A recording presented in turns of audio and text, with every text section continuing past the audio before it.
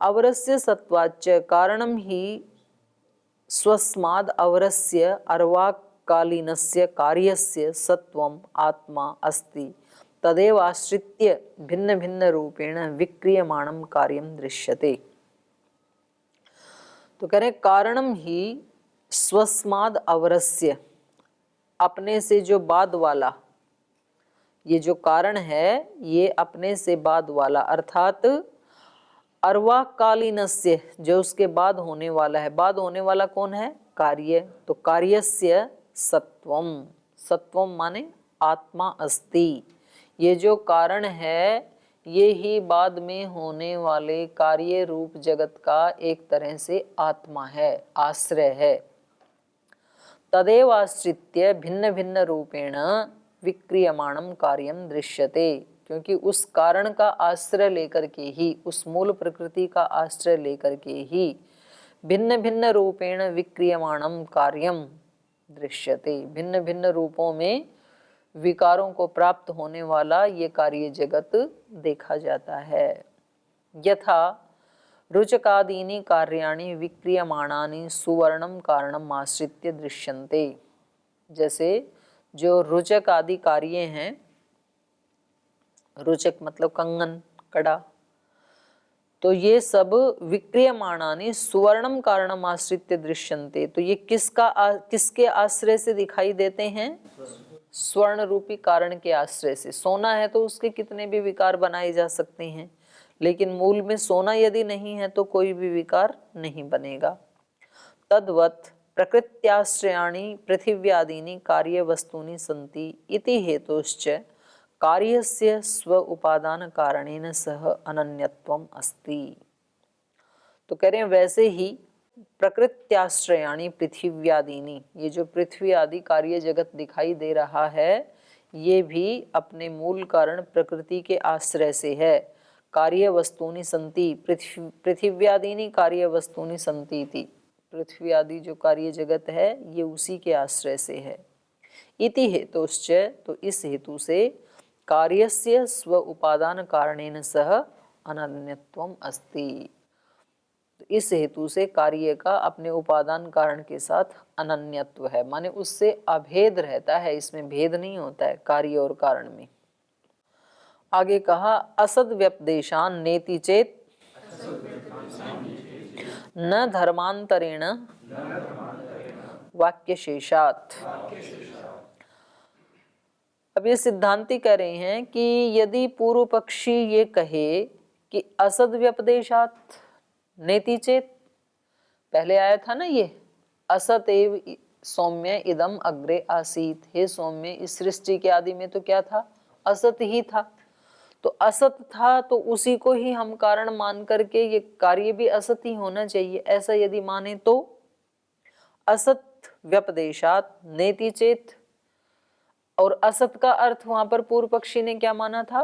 अभाव, कि थी ही नहीं सृष्टि तो पहले। तो कह रहे हैं असत का व्यपदेश होने से वो कारण और कार्य में अनन्यत्व नहीं बन पाएगा, ऐसा यदि पूर्व पक्षी कहे तो न, ये उसका कहना उचित नहीं है, क्योंकि धर्मांतरेण वाक्य शेषात, क्योंकि वहां पर जो असत कहा है ना वो अभाव को लेकर के नहीं कहा गया है, बल्कि धर्मांतरेण, धर्मांतरेण माने जिस धर्म वाला वो कारण था, किस धर्म वाला था वो सूक्ष्म धर्म वाला था, अनअभिव्यक्त धर्म वाला था। तो इस समय जो प्रकृति है, जो सृष्टि है, वो धर्मांतर वाली है, वो व्यक्त रूप वाली है, वो स्थूल रूप वाली है।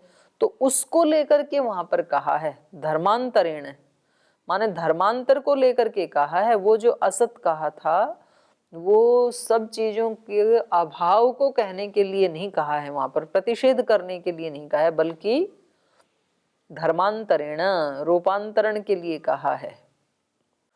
असद व्यपदेशात न इति चेत यदुक्तम कारणम कार्यस्य सत्वम, जो ऊपर वाले 16 नंबर सूत्र में कहा कि जो कारण होता है वो कार्य का सत्व होता है, आश्रय होता है, आत्मा होता है। तस्मात् ततो अनन्यत्वम, तो इसलिए उस कार्य और कारण में अनन्यत्व होता है। न सम्यक भवेत यदा ही सृष्टे प्राक असत व्यपदेशो विद्यते। तो कह रहे हैं ये आपका कहना ठीक नहीं होगा, क्योंकि यदा ही सृष्टे प्राक, सृष्टि से पहले, सृष्टि के आदि में असत व्यपदेशो विद्यते, असत का व्यपदेश किया है। पहले क्या किया है? असदेव इदम अग्रे आसीत। हे सौम्य, इस सृष्टि के आदि में तो असत ही विद्यमान था। इस वाक्य का आश्रय लेकर के यदि कोई कहे कि इनमें कैसे अनन्यत्व हो सकता है, असत एक अन्य चीज है और ये सत रूप में कार्य जगत एक अलग चीज है। इति चेत उच्चेत तर्हि, ऐसा यदि पूर्व पक्षी कहे तो न नहीं तत्कल्पनम सत्यम, ये उसकी कल्पना सत्य नहीं है, क्योंकि धर्मांतरेण वाक्य शेषात असत व्यपदेशो न कारणस्य प्रतिषेधार्थम। वहां पर जो यहाँ जो असत का व्यपदेश किया है छांदोग्य के 3:19-1 में, ये कारण के प्रतिषेध के लिए नहीं किया है कि कोई भी कारण था ही नहीं सृष्टि के आदि में। इस सृष्टि का मूल प्रकृति के रूप में कोई कारण नहीं था, ये असत का अर्थ नहीं है। किंतु कार्यस्य धर्मांतर ज्ञापनार्थम, ये जो कार्य रूप जगत है इसके धर्मांतर को ज्ञापित करने के लिए, इसके रूपांतर को ज्ञापित करने के लिए कहा है असत, कि इस समय तो ये व्यक्त रूप में है और उस समय व्यक्त रूप में नहीं था बल्कि सूक्ष्म रूप में था, ये कहने के लिए असत कहा है वहां पर। यत् कार्यम स्वोत्पत्तेः पूर्वं तद्रूपेण स्वरूपेण न वर्तत, किंतु तदानीं व्यक्तत्वं विहाय असद रूपेण अव्यक्त रूपेण कारणात्मना वर्तते। बल्कि क्या कहा है? यत् कार्यम, ये जो कार्य जगत है, स्वोत्पत्तेः पूर्वम, अपनी इस कार्य जगत के स्वरूप की उत्पत्ति से पहले, तद्रूपेण, तद्रूपेण माने स्वरूपेण, माने स्थूल रूपेण, न वर्तत, नहीं था, किंतु तदानीम, लेकिन उस समय क्या था? व्यक्तत्वम विहाय, अपने व्यक्तत्व रूप को छोड़ करके असद रूपेण, असद रूपेण कोई खोला, अव्यक्त रूपेण, अव्यक्त रूप से कारणात्मना वर्तते, कारण रूप में, कारण स्वरूप में विद्यमान था। तच्चैदम वाक्य शेषात् स्पष्टते, ये बात वाक्य शेष से स्पष्ट होती है। अस्ति ही तद वाक्य से शेषो भागो अत्र प्रमाणम, क्योंकि उस वाक्य का जो शेष भाग है वो इस बात में प्रमाण है। वाक्य शेष क्या है? ये जो ऊपर वाला था ये था 3:19-1, और ये 3:19-1 में ही आगे कहा तत्सत आसीत, वो जो अव्यक्त रूप था ना वो तो सत था, माने उसकी तो सत्ता थी। तद यद कार्यम असत असतात्मकम आसीत तन्न भावात्मकम, किंतु कारणम अव्यक्त नामकम प्रकृत्याख्यम आसीत। तो कह रहे हैं तद यद कार्यम, वह यह कार्य असदात्मकम आसीत, उस समय ये कार्य रूप में नहीं था, इस रूप में वो असत था। तन्न अभावात्मकम, लेकिन वो अभावात्मक नहीं है, वो असत, भाव तो है लेकिन कैसा है? कारणम अव्यक्त नामकम, वो अभावात्मक नहीं था बल्कि अव्यक्त नामक कारण के रूप में या अव्यक्त नामक प्रकृति नामक तत्व के रूप में, सूक्ष्म रूप में विद्यमान था। आगे कहा युक्ते शब्दांतराच, और कह रहे हैं ये बात शब्दांतरात युक्ते च, शब्दांतर की युक्ति से भी सिद्ध होती है, शब्द प्रमाण की युक्ति से भी ये बात सिद्ध होती है। कौन सी बात? कार्य कारण की अभिन्नता, अनन्यत्व। युक्ते शब्दांतराच युक्ते अपि, युक्ति से भी कार्यस्य कारणात् अनन्यत्वम सिद्ध्यति, कार्य का और कारण का अनन्यत्व सिद्ध होता है। कैसे? मृत्तिकात् घटो दुग्धाच्य दधि जायते, मिट्टी से ही घड़ा बनता है, मतलब मिट्टी का घड़ा, बाकी घड़ा तो सोना चांदी का भी बन सकता है। तो यहाँ पर मिट्टी के घड़े की बात हो रही। मिट्टी से ही घड़ा उत्पन्न होता है। दुग्धाच्च दधी जायते, और दूध से ही दही बनता है। न तो दुग्धात घटो मृत्तिकातश्च दधी कथंचित उत्पद्यते। तो ऐसे नहीं है कि किसी भी चीज से कोई भी चीज बन जाए, तो ये नहीं हो सकता है कि दूध से तो घड़ा बन जाए और मिट्टी से दही बन जाए, तो ऐसा नहीं हो सकता है। जो कार्य रूप है उसके कारण रूप में भी उसी गुण वाले पदार्थ का होना जरूरी है। शब्दांतरातपि प्रमाणांतराच्चापि सिद्ध्यति। तो ये बात शब्दांतर से भी और प्रमाणांतर से भी सिद्ध होती है कि न असत उत्पादो नृशृंगवत। असत से कभी उत्पत्ति नहीं हो सकती है सत की। नृशृंगवत, ये सांख्य दर्शन में भी आया ना, मनुष्य के सींग के समान। जब मनुष्य का सींग है ही नहीं तो उस सींग से कोई वस्तु बन सकती है क्या?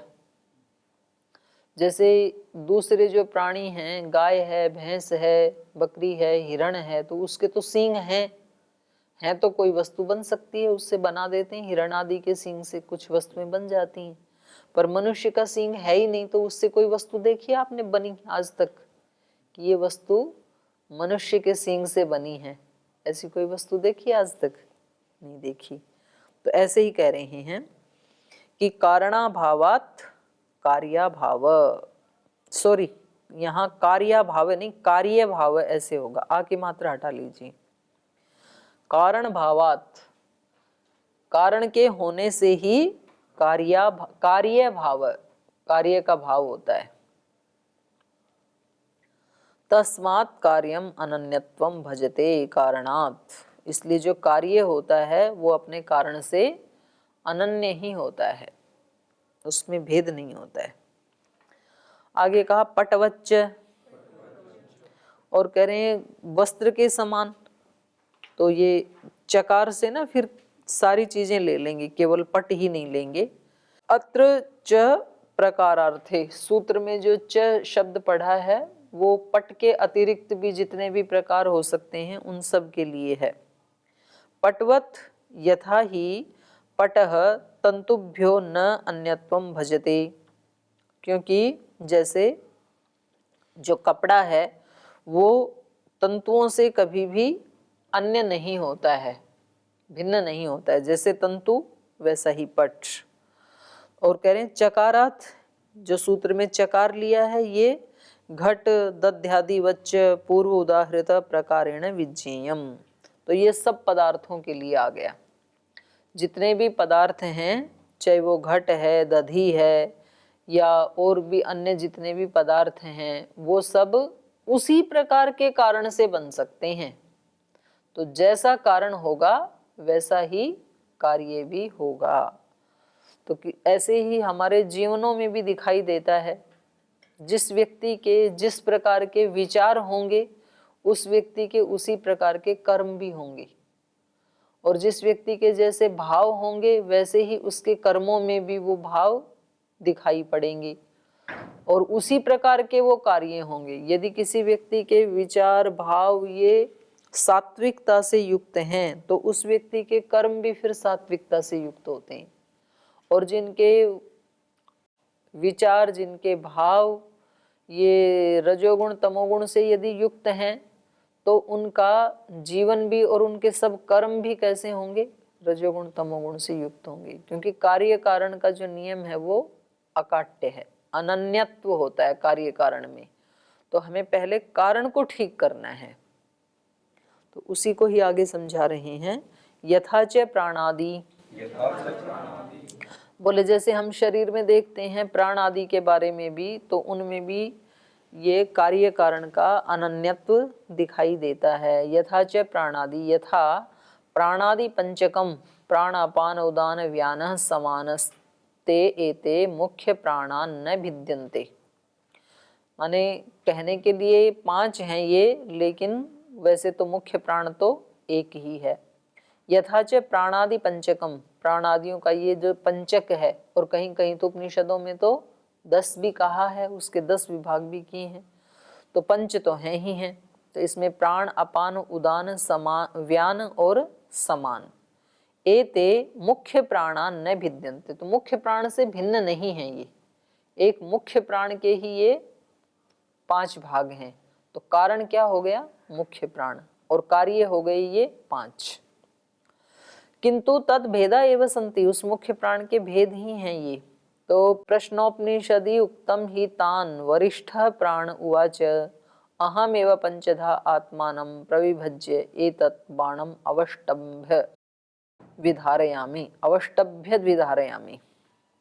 प्रश्नोपनिषद में ये बात कही है, तो वहां पर ये आता है 2-3 में, तान वरिष्ठ प्राण उवाच, तो उन सब इंद्रियों को वरिष्ठ प्राण ने कहा, अहमेव आत्मानं पंचधा प्रविभज्य एतत् बाणम अवष्टभ्य, मैं ही अपने आप को 5 रूपों में विभक्त करके इस बाण को, माने इस शरीर को, विधारयामि, धारण कर रहा हूं।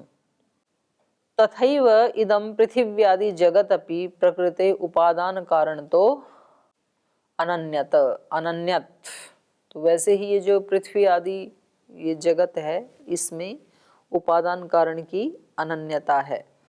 तो यहाँ पर जो है ना, ये बाणम अवष्टभ्य, तो ये स्थूल कथन है। जैसे हम कहें कि ये हमारा जो कमरा है, ये कमरा किस पे टिका हुआ है, ये कमरा किसके ऊपर, किसने इस कमरे को रोक रखा है? दीवारों ने। और तो दीवारें आधार हो गई ना, और दीवारों को किसने रोक रखा है? दीवारें किस पे टिकी हैं? दीवारों का आश्रय क्या है? नहीं नहीं, ईंट पत्थर से तो दीवार बनी है। दीवारों का भी आधार क्या है? आश्रय, पृथ्वी, भूमि, कुछ भी कहें आप। और इस भूमि का भी, पृथ्वी का भी आधार क्या है? ये भी तो आकाश में ऐसे लटक रही है गेंद की तरह, तो इसका आधार क्या है? आकाश। उस आकाश का भी आधार क्या है? ब्रह्म है। तो अंत में तो सबका आश्रय, आधार क्या है? ब्रह्म ही है। तो इसके ऊपर ही ये जाएंगे। लेकिन मुख्य रूप से कह रहे हैं कि जैसे और भी बहुत चीजों ने इस शरीर को धारण किया हुआ है, पर मुख्य रूप से क्या कहा जाता है? प्राण ने इसको धारण किया हुआ है।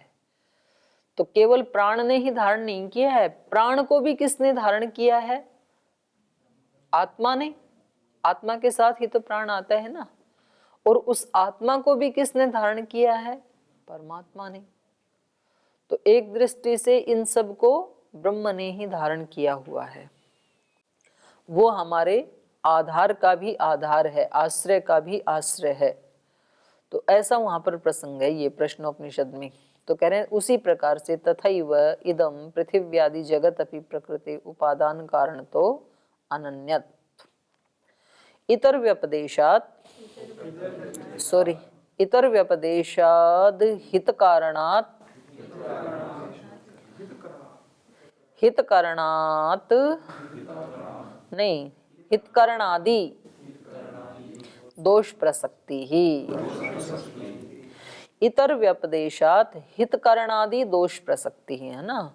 तो इतर व्यपदेश माने ये अगले सूत्रकार कह रहे हैं कि ये जो ऊपर कहा है ना हमने कि एक मुख्य प्राण ने अपने आप को 5 प्रकार से विभक्त करके इस सारे बाण को, माने इस शरीर को धारण किया हुआ है, तो ये वास्तव में तो स्थूल कथन है। यहाँ पर भी इतर व्यपदेशात, उसके भी इतर का व्यपदेश होने से, प्राण से इतर का, अर्थात प्राणों का भी आश्रय आत्मा, आत्मा का भी आश्रय परमात्मा। तो इतर से यहाँ पर इन्होंने परमात्मा को लिया है। इतर व्यपदेशात, दूसरे का व्यपदेश होने से, दूसरे का वर्णन होने से, हितकरणादि दोष प्रसक्ति। हितकरणादि माने हितकारी न करना, आदि कहने से, और अहितकारी को करना। जो हितकारी काम है उनको न करना और अहितकारी हैं उनको करना। इन दोषों की प्रसक्ति आएगी। हितकारी क्या है? प्राण को आश्रय मानना, प्राण के आश्रय का जो आश्रय है आत्मा, उसको भी मानना, और उस आत्मा का भी जो आश्रय है परम आश्रय परमात्मा, उसको मानना। तो ये तो हो गया हितकारी। और कोई कहे कि नहीं ये तो इसका कोई कारण नहीं है, ये छत तो वैसे ही चल रही है, ये जो कार्य रूप जगत है इसका कोई कारण नहीं है, इसका कारण तो असत था और ये तो ऐसे ही उत्पन्न हो गया, तो ये क्या हो जाएगा? अहितकारी। तो इसलिए कहा हित कारण आदि दोष प्रसक्ति ही। ये हित कारण आदि की आदि कहने से अहित भी ले लिया जाएगा।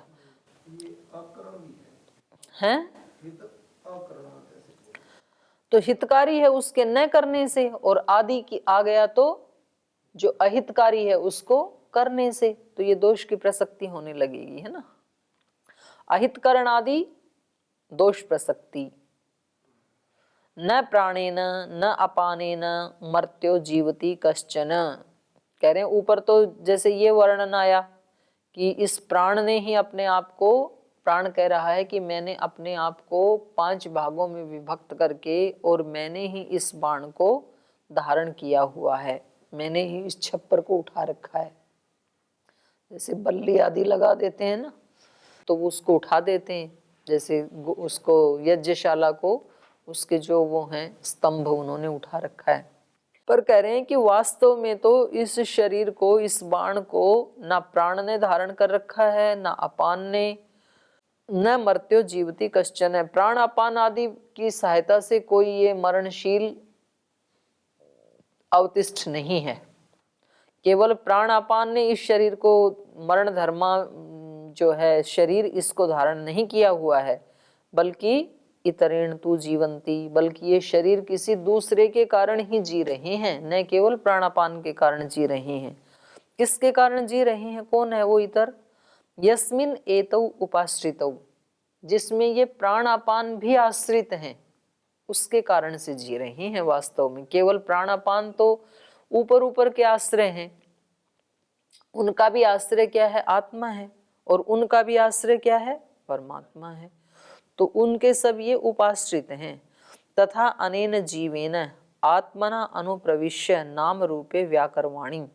तो छांदोग्य उपनिषद में आया ना, अनेन जीवात्मना, इस जीवात्मा के द्वारा ही या इस जीवात्मा में ही अनुप्रविश्य, ये जो प्राणापान आदि हैं ये इस आत्मा में प्रवेश करके नाम रूपे व्याकरवाणी, फिर नाम रूप में विभक्त हो जाते हैं ये।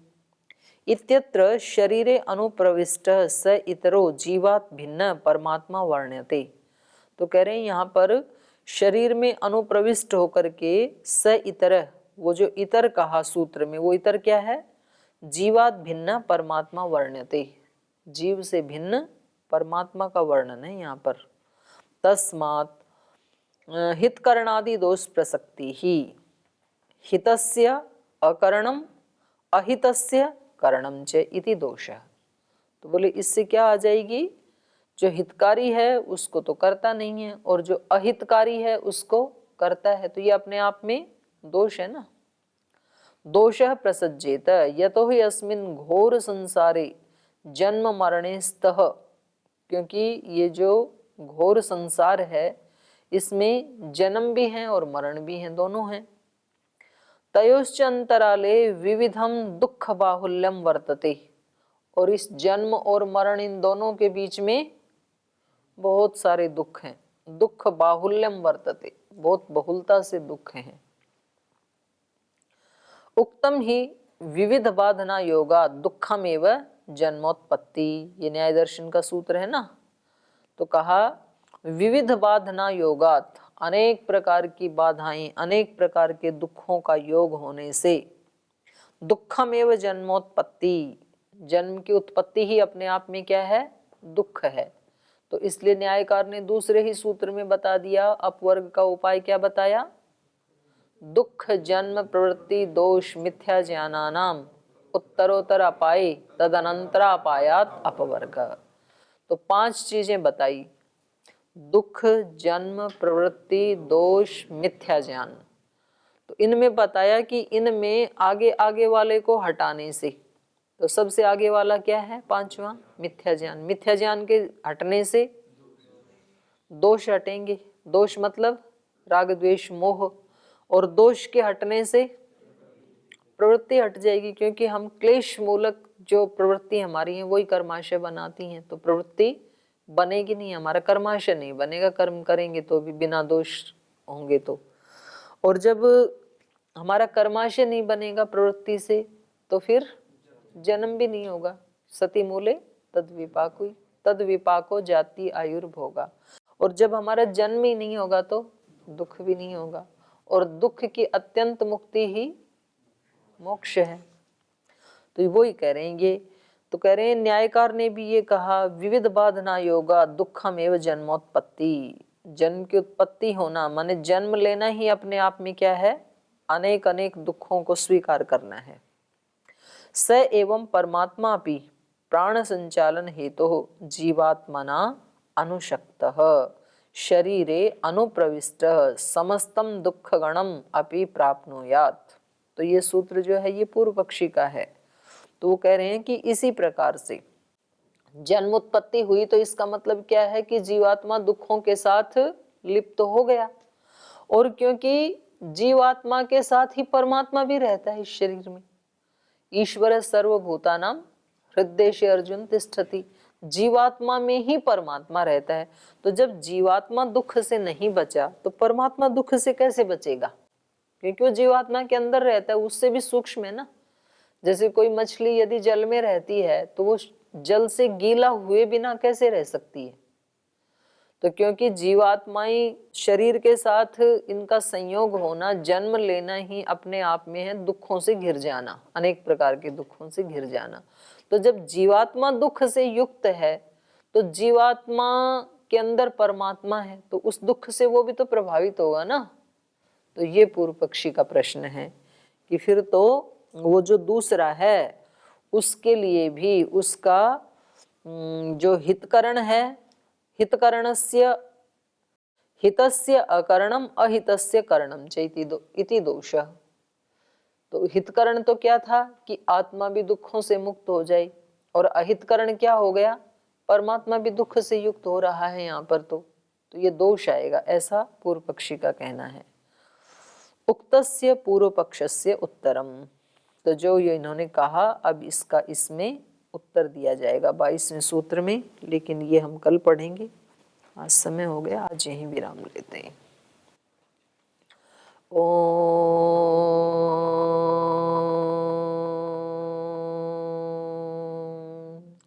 शांति शांति शांति।